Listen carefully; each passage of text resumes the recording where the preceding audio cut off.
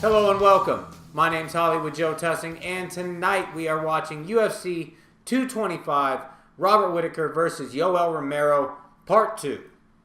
So the main event just finished up, and we get, and still, Robert Whittaker, the Reaper, Bobby Knuckles, retains his title.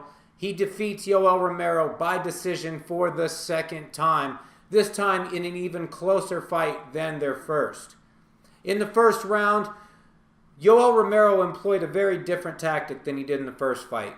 He basically stood in the center of the octagon and didn't do anything. Didn't throw any punches. Well, I think he threw 2 punches in the entire first round. But pretty much just stood with his guard up in the center of the octagon. Robert Whittaker tried to get a little get back from their last fight when he blew out his knee at the beginning of the first round and decided to stomp Yoel Romero's knee for the entire first round. Threw a few punches, but most of the attacks were Robert Whittaker stomping on Yoel Romero's leg. Second round, we got more of the same with a little bit more action from Bobby Knuckles.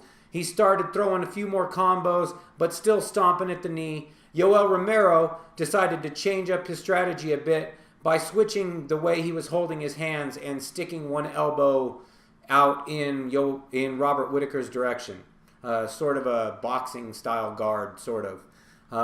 Threw a couple more punches in the round, but it seemed like he was just trying to conserve his energy, maybe let Robert Whittaker burn himself out a little bit so in the later rounds he could get a finish. In the third round, it looked like Yoel Romero was starting to come awake. I would have had to give the third round to Romero. He landed more shots. He started getting Robert Whittaker to back up a bit.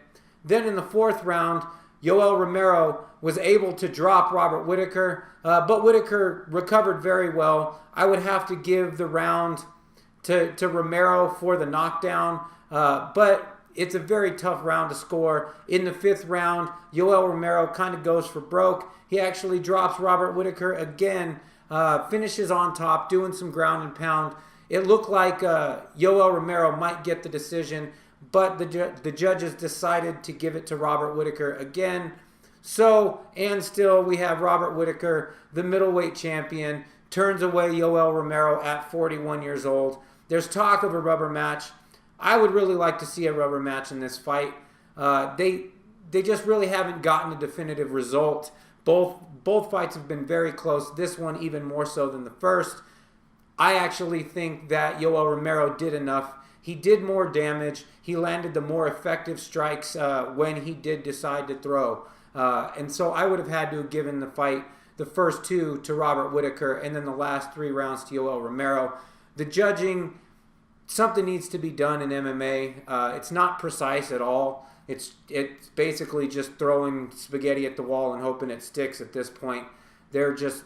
Yeah, I really don't understand the criteria they're using. If they're using the new system or the old system, I would have had to have given Yoel Romero probably a 10-8 round in that 5th round, which would have gotten us a draw. So I hope we get a rubber match in this fight. The other fights on 225 were great. My favorite fight of the night, Holly Holm, just complete domination of the far bigger fighter in Nosferatu, Megan Anderson. She looks so crazy in her black fight kit with that stone gray skin. Looked like a Roman statue or something. But Holly Holm, super decisive win. It'll be interesting to see if she gets Amanda Nunes next. I think that'll be a very, very good fight.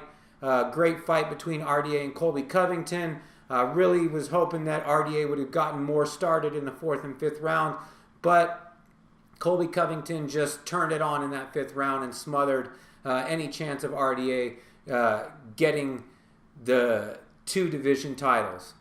Great night of fights. Hopefully we get another great card at UFC 226. I'll see you guys next time. Talk to you soon.